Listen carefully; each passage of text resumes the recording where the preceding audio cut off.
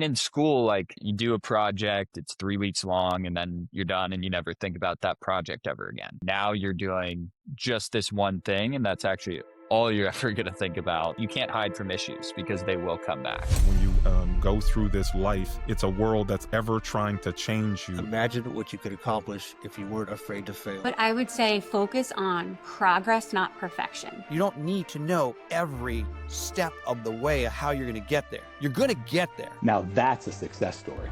Welcome everybody to this episode of Success Stories. I'm Steve Cross, the host, and today we have with us Max Pennington, the co-founder and CEO of CLEANR. Max, thanks for being around. Yeah, thanks for having me. Yeah.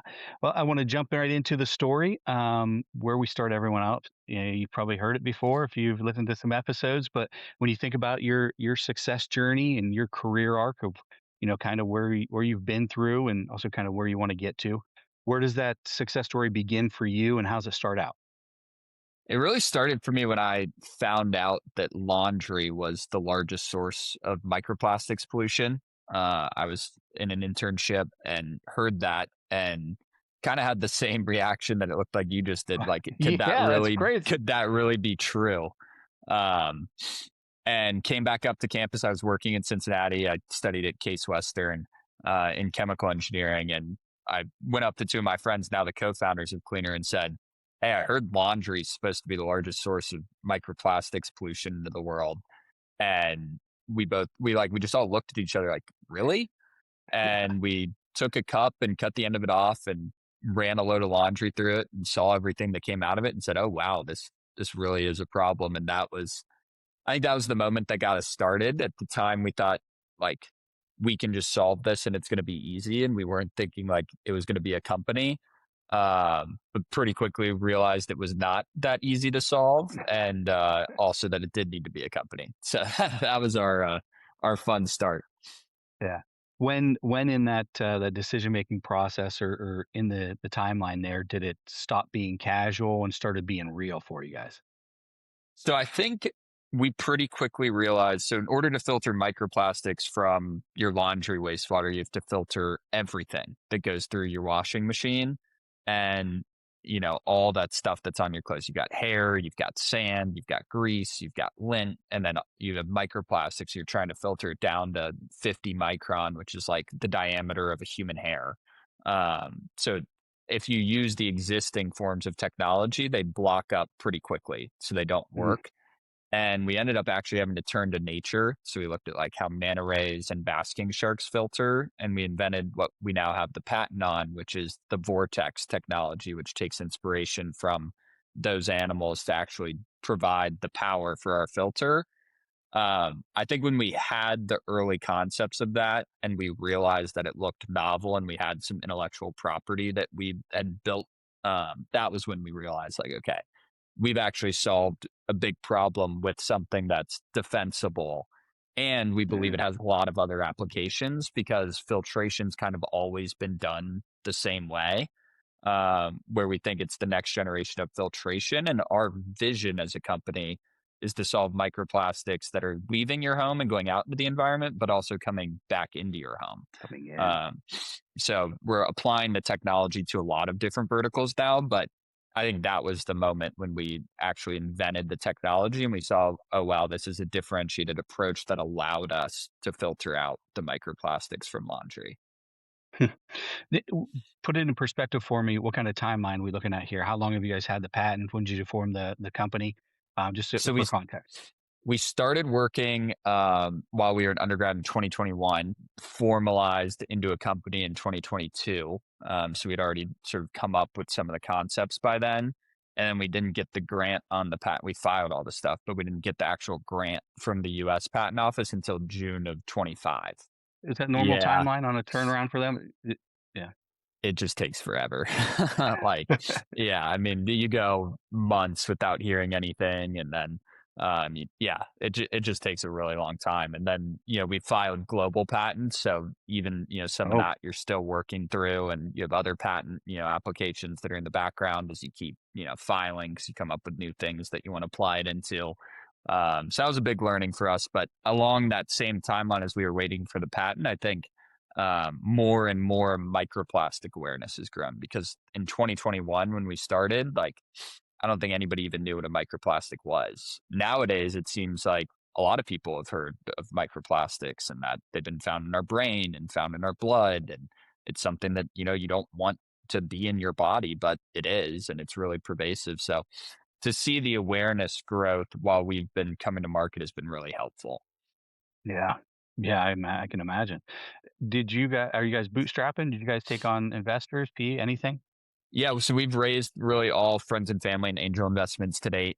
Okay. And then, yeah, launched the first product. So cleaner for washing machines. It's an external filter that can attach to any washing machine and catch over 90% of microplastic pollution. We're looking at a number of other verticals, like we're developing a whole home water filter. Mm, We're looking at scaling it up to go after industrial laundries. But our vision is really to take the external filter and the technology and integrate it into a washing machine in partnership with the washing machine manufacturers, so it comes as a standard. yeah. Like, you trying to do that through like a licensing agreement? Is that where your approach is there? I think we're flexible. Like Open we, at this point, yeah, yeah, you got to be flexible right now, right? yeah. I mean, like it's kind of like our vision we're really solid on. Like we want cleaner inside a washing machine, and the approach to get there, we're open to doing what we need to How do that to happens. see that happen. But yeah, I mean, that's the thing that excites, me, and I think the other people on the team every day is, waking up and one day hoping to see cleaner inside in a store like a Lowe's or a Home Depot. Um, and the external filter is a great stepping stone, and it's a lot of excitement for us to have it out on the market where people can install it sort of as a retrofit unit. But we think the big market driver is going to be the integration. Yeah, with the OEMs. Yeah, yeah. So how are you guys approaching like going to market? And before we get to that, I have questions on just did you guys have some mentors or some people helping you along with like sourcing manufacturers and that type of thing? How did you guys navigate that, or how did you navigate it? Ton. Cases Network has been awesome for us. So we had an entrepreneurship professor that he was a VP of iPod at Apple. And then he has his own startup now, but he's had to go through, like, he's done a lot of hard tech. So he is a guy that we use, and he has a team globally that helps source Mm, manufacturers and prototypes and CAD engineers and software engineers. So we've built like a really great global network that we can pool on when we need different resources to build out different products or different features, without having to keep like full-time staff on the team, which has yeah, been really nice. yeah. How nice is that, having that to Yeah. tap into? Yeah. And like, I mean, Cases Network has just helped us again and again. And same with Cleveland. I mean, there's so much like Cleveland energy and pride that has come in to help us out, whether it's, buying a filter or coming up with unique ways to partner with us or investing, or, hey, I know this guy that knows this guy that you're trying to get into. Yeah, There's just been so much connectivity for us that it's been really exciting. And I think we're really grateful. yeah, yeah. It's amazing having that network that you can tap into, or just even some guidance where you have a lifeline if need be. Yeah. Yeah, Totally for agree. sure. So you have how many co-founders do you have? There's three of us, including me. Three of you? And you guys met like in college? You guys met? How did you guys We meet? were all in the Sigma Chi fraternity together, and then so that's how we knew each other. I was a chemical engineer, Chip was a biomedical engineer, and then David was a mechanical engineer. So sort of all different Wow. aspects of engineering, and came together to do Cleaner. And yeah, I mean, at the time it was really just we were all excited about it. So instead of going to watch a baseball game, we come to ThinkBox and Yeah, carry our prototypes. And, yeah. eventually we got sick of the 40-minute walk from my house to ThinkBox where we were carrying bags of prototypes, and said, hey, can we, put these somewhere? And that's what turned into the office space. So it was a funny way that it all came together. But yeah, it was just out of excitement for a while. Yeah. And when did this become or is it, I guess is a better question to start with, your full-time gig? Yes. Yeah. Been full time since, really right when I graduated. So in Okay. 2022. Wow. Good for you. Good for you. So what does now where you guys are at, you guys have the patent, you guys are going to market, you guys are making connections, right? What does growth look like for you at this point? What are those KPIs and what are you trying to achieve right now? Yeah. I mean, I think for us, it's really finding value propositions that are combine the environmental aspect with direct consumer benefits that, really encourage the adoption of the product, but ultimately that encourage the integration into the washing machine. And then we're looking at expanding into other verticals. So we really want to get into protecting the water that comes into your home. And we think there's a big white space in that market today in terms of whole home water filtration. There's a lot of things that you can attach to your sink or put on the countertop that do a pretty good job in terms of catching microplastics. But if you want a one-stop solution that protects all the water in your home from microplastics, there's really nothing on the market for you today. So we want to build a solution that just goes right on your main water line and takes all the microplastics and everything else that you expect to not be in your water out. So pretty solid prototype demonstrations of that we're looking to take to market. And then we're looking at a couple of others. But I think the key for us is continuing on the path to integrating our cleaner inside and then expanding into new verticals is what we're excited to be working on. Yeah. And how are you tapping into those manufacturers of the washing machines and trying to make those connections? Is that just a networking play, or do you guys have a go-to-market strategy that you're employing? Or We've had so we did like there's a couple of trade shows. So the IFA oh, in Berlin is like one of the largest home appliance trade shows. It's similar to like CES if you're hmm familiar with CES. Yeah. So we did an IFA launch a couple years ago. We won like 6 awards and we didn't even know they gave out awards. yeah, So like we were getting like all this like, press around it. We were in their like first ever sustainability village. So we were like right next to Tesla. It was like, little cleaner.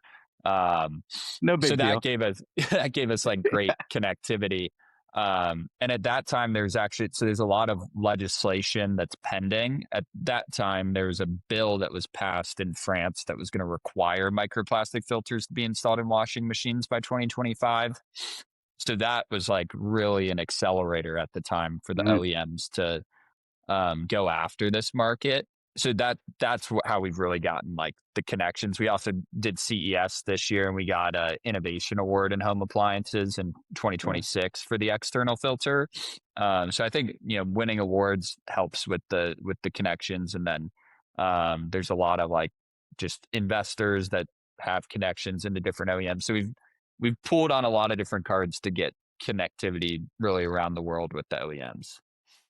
Yeah, it's amazing to me always to understand how, and it's a foreign world to me because I'm not in it, of how important not just investors are, but the right investors Yes, for your space, right? Because you could have investors, absolutely. but if they're not bringing their network or their connections with them, you're limited by just those funds, right? Yeah. I mean, I think having investors that want to help has been Mm, great for us. I mean, active one of too. our Yeah. investors actually is like our third party logistics. So he like does all of the warehousing and shipping for our filters because he's already selling a product where he had that capability that he could Mm, do. Um, Another one of our investors, like really well known chief marketing officer that's joined our advisory board, Mike Linton. He's ex chief marketing officer of Best Buy and eBay. And he advises us in terms of our go to market and our branding. So I mean, we've just had time and time again, our investors have come to help us out and go to bat for us, which has been great. yeah. Yeah. So when you look at the next stage, what is that next stage? And I know you're talking about product offering and expansion there and the width of that, but when it comes to just the next stage of the business, and how you grow, what are those stages for you or the milestones? Do you guys have those defined and forecasted out? Yeah, I mean, I think so. In the cleaner inside, it's really signing up an OEM that launches it. That's the first one. The external filter we're going to market with, we're working on a university program. So we've had like Case Western has purchased 100 filters, installed them all across campus. We've done pilot deployments with the University of Akron and the University of South Alabama. So we're looking to expand Mm, that program.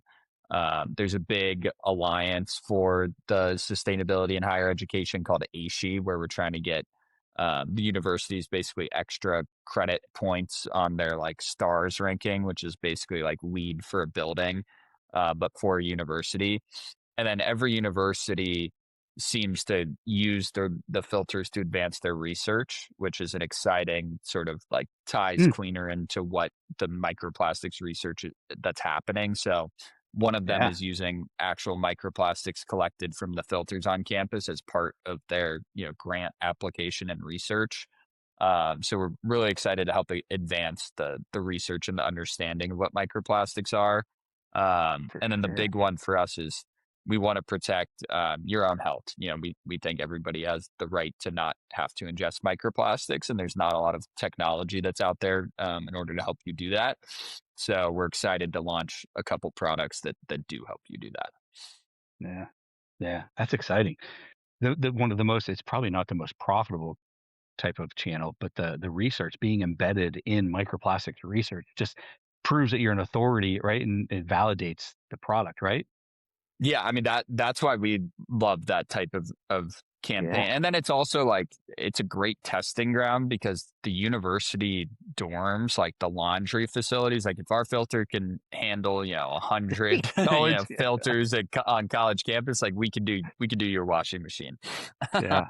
Yeah. um Yeah. and then all the filters are connected. So like we have them all on a dashboard in an app so we can monitor like how many loads of laundry you're doing, how many microplastics we Mm, estimate that you've captured.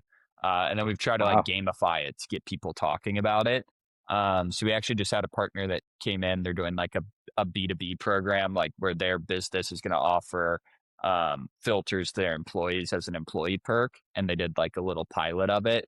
And they said like this has got them talking about their laundry habits way more and like thinking about other like plastic and like so if we can help change behavior and like show like, hey, you really can do this and it's not a big change for you and you can actually like monitor what you're doing. Like they're saying they're screenshotting our app, which tells you how many credit cards worth of microplastics you've kept out of the environment and like sending that in their work chat. Um, so I mean things like that are really exciting to hear. Like we've helped shift, even if it's a few consumers behaviors such that they're thinking about it and bragging about what they've done to keep microplastics out of the environment. Yeah. That's an interesting take. It's an interesting approach, but I can see the validation there. For anybody that's going to be watching or listening to this, can you give us a rundown about microplastics? What they Yeah, are, where they come from, and just so we can educate the audience a little bit more on them. sure. So a microplastic is really just a tiny piece of plastic. So it's defined as any piece of plastic that's under 5 millimeters, which is like the size of a quarter, down to a micron in size, which is going to be like about a fourth of the diameter of a human hair. So it's a pretty big range of what is a microplastic. And as they continue to break down, they get into nanoplastics, which are just Mm, smaller pieces of microplastics. The sources of microplastics are all over. People are pretty aware of like, hey, I shouldn't drink out of a plastic water bottle that's been baking in the sun because the plastic is going to leach in. I think the confusing sources are the ones that people aren't as aware of, or like tire abrasion. So as you're driving and you're braking, you have to check the tread with like a quarter or a nickel. Most people don't realize that all the tread is wearing off on the street and the tire is made out of plastic. So all the cars are basically shedding microplastics every time you drive and brake. And then same with your clothing. So your clothing is the largest source of primary microplastics into the environment, whether it's polyester or nylon or dry fit. And then even your cotton fibers are coated in synthetic additives, so like plastics, dyes, um, flammability retardants. It's all part of a plastic package that's sprayed on top of the cotton fiber. And I always relate it to like the lint in the dryer when you have to take the lint filter out and scrape it off. You're actually interacting with the plastic, like all of that's plastic, and that's what's coming off in the washing machine too. But there's no filter to catch it today. So that's where we built a filter that can attach to any washing machine and integrate into any washing machine to remove microplastics. And we've got certified to remove over 90% of microplastics down to 50 micron. wow, wow, that's amazing. It's And interesting then stuff. from a regulatory standpoint, there's 6 U.S. states that have introduced bills that would require microplastic filters to be installed in washing machines. There's a federal bill that was introduced last year. And then there's been a lot of recent studies that are coming out. Like there's a study a couple weeks ago that was looking at prostate cancer tumors, and it found that 9 out of 10 prostate cancer tumors had microplastics in it. And then they also looked at the healthy tissue around the prostate cancer tumor tissue. And they found the prostate cancer tumor tissue had 2.5x the amount of microplastics than the healthy surrounding tissue. So it's a pretty concerning, like where everything's developing. And I think there's a general consensus that tiny particles of anything are an irritant to your body, and that drives inflammation, and inflammation is never good. And then it's the next question of, are there chemicals that are attached to those plastics that are leaching off, driving cancer or any other types of side effects that you really wouldn't. Yeah. Wow. Sometimes I jump on a call and I don't even know what I'm getting into, but this is fascinating. I Yeah. love it. I love, and it's if you take me back to when that opening statement that you told me about what laundry was the Largest source of microplastics. Yeah. When you landed on that, or when you read that,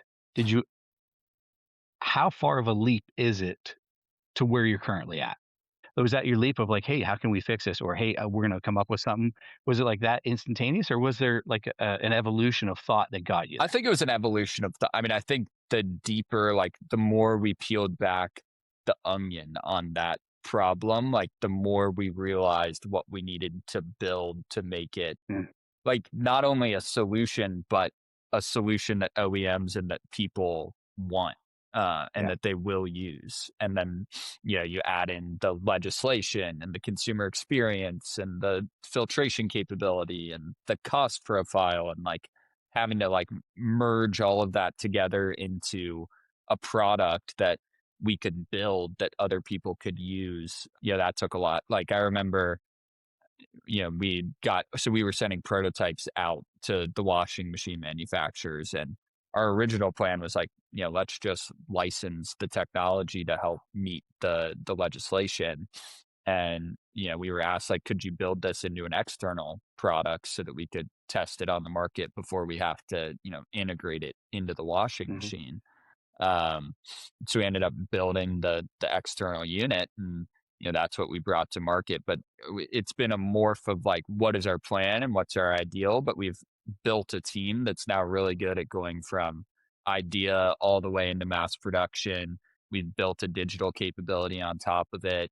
And now when we want to come up with a new idea, I mean, we know exactly who to go to. We know exactly how long it's going to take. We know what the roadblocks are. We know like, hey, we did this last time, so we shouldn't do that. Like, I feel like we've really built like the team that can bring the next step of products using our Vortex technology and putting like smart infrastructure around it, that I never thought, that we were originally going to have to do, when we just wanted to solve the microplastics problem. And then, even like the consumer experience side, like at first we we're like, let's just make something that works. And then our definition of works, like just kept growing, right? Like, it's like, it works if it like lasts a load of laundry. It was like the start. And then it was like, well, it works if it lasts a load of laundry and you can like clean it. And then that took a while. And then it's like, well, a load isn't long enough, so it really needs to last 20.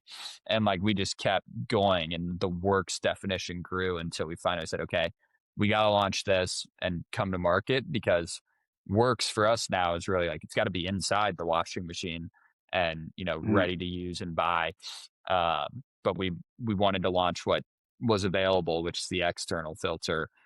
But I think ultimately the definition of works has just continued to grow, and we've continued to iterate to get there. Yeah, I love that process. I love hearing that process through other people, because it's amazing. It's fun to listen to. Yeah, and I think the think box for us, like as we were iterating through the prototypes, the ability to print something overnight and come back in and test, design the next one, print it again, like it just shrank the iteration loop so far down to where, we have access to millions of dollars of prototyping equipment that we can just use every single day. And I think that's been such a key to very quickly iterate through issues that come up, find the resolution, and put them into the product so that it's ready to go. Yeah, that feedback loop is just daily. Like it's crazy.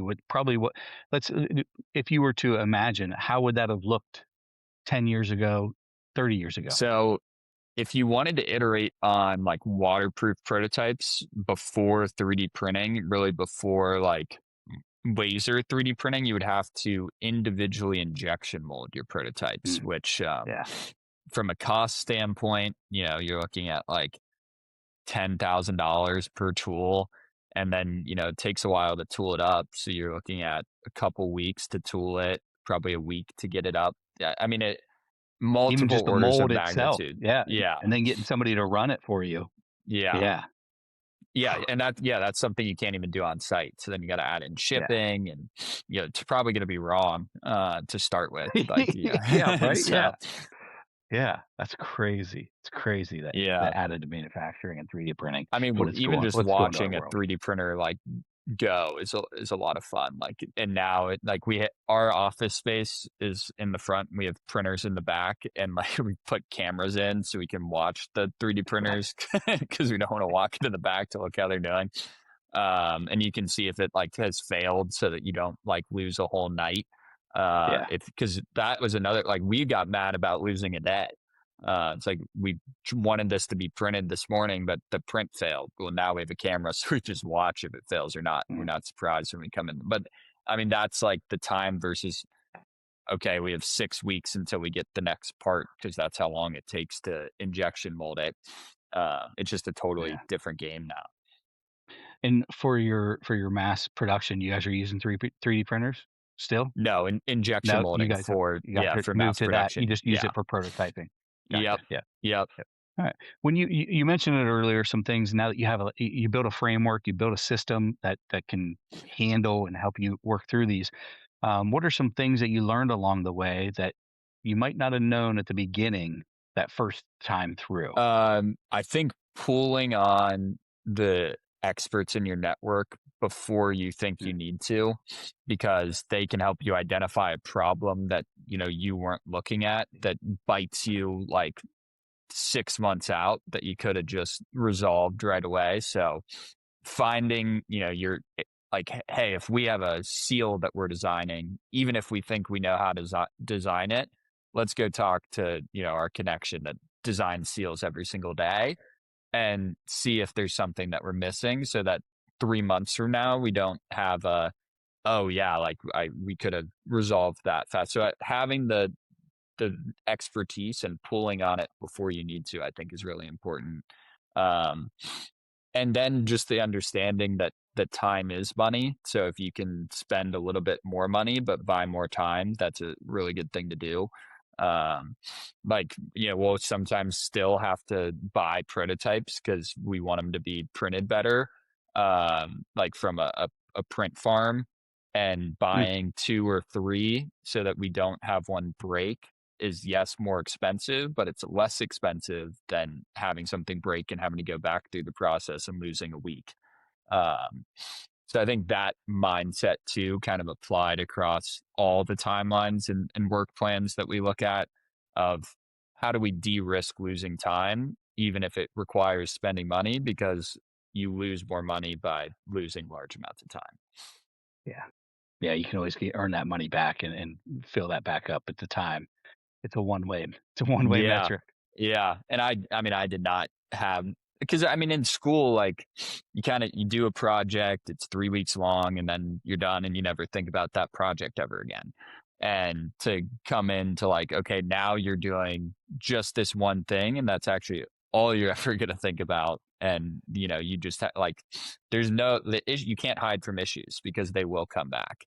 So I think that's been a big learning. And then, yeah, you can never get time back. Those 2 things have been really big.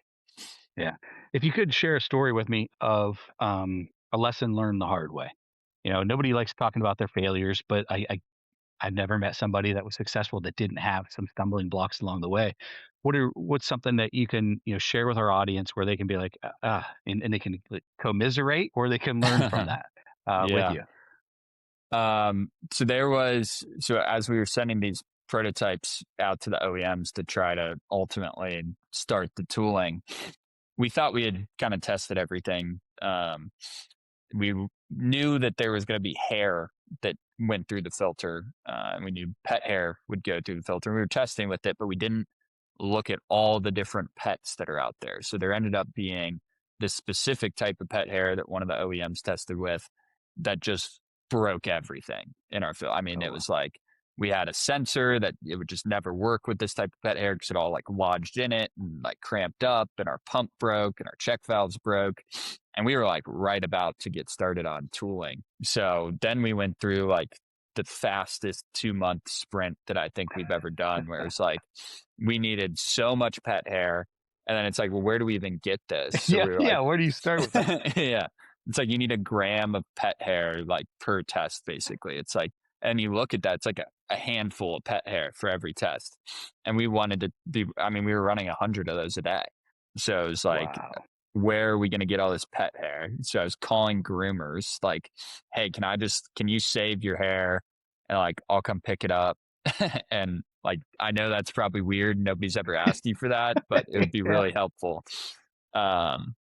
And, you know, we actually, all the pet hair was wet because they were like taking out of the sinks, and the interns that were working for us are like, if we keep having to test this icky, wet pet hair, like we're going to quit. Like, so then I had to call the groomers and say, do you wash your animal, dry your animal, and then shave your animal? And can I come pick up your dry pet hair that doesn't smell? So I actually ended up finding one that does do that. And I walked out with like a movie theater, like end of the night bags worth of popcorn, but pet hair. And then we ended up solving, you know, it, and it works great with, I mean, a ton of pet owners are using it now. It passes all the OEM tests, but that was like, man, I wish we had gone deeper on all the different types of pet hair and pulled on our experts. Cause I mean, that was painful just having to deal with that in the speed. I mean, I think we went through 10 pump iterations, 20 check valve iterations, like 4 different types of sensors that we were looking at. And then we had to reintegrate everything into the manufacturing design. So that was pretty painful. Yeah. Yeah, I can imagine. And it's that one small thing where you covered 99% of the base Yeah. Of your approach, but there was that 1% that wasn't covered that thankfully somebody caught it for you, right? No, exactly. But that's where, you know, just, hey, if we had talked to more of the experts in that area, they would have said like, well, obviously you have to use this type of pet hair, you know? So yeah. Well, lesson learned. So hopefully it wasn't too far of a deviation for you, and it wasn't too costly, but hopefully it also ended up with the best product possible, which is the ultimate goal. I think right? so. I mean, we get very few service calls. So it's been tested and we've passed those tests, but yeah, we definitely needed to fail along the way. And there were more, but that was the one that sticks out to all of us that, I think helped correct our systems so that we go do the right thing early versus the hard thing late. Yeah. Well, Max, where can people learn more about the CLEANR, the company, your products, your process, things of that nature? Where can they follow along or find more information? Yeah, on our website, which is www.cleaner.life, and then the cleaner doesn't have an E, so it's CLEANR. And then I'm pretty active on LinkedIn too, in terms of like the process and partnerships that we're launching and things that we're looking at and trying to share out. Excellent. Thanks, Max. Once again, thank you so much for taking time. I know you're busy quickly trying to go to market and get that traction that you guys need. So I'm going to be following along, watching your story. I appreciate you taking time. So thank you very much for shedding some light on the process and the ups and the downs of that we've all been through, and probably are going to go through some more too. So thank you. Thanks for having me. Yep. Everybody stick around, more content to come. Follow Max on LinkedIn, look up CLEANR on the internet and the website, and follow along, educate yourself on microplastics, right? I think that's the key out of a lot of this that we just talked about, right? That's a huge component of this, just educating ourselves. Yep. Yeah. I think understanding the issue, but also understanding that there are things that you can do. and every action helps and raises awareness and shifts behavior, and that's what we're out here trying to do every day. Yeah, love it, love it. Everybody subscribe to the ground. More content to come. Thanks, Max. Appreciate you.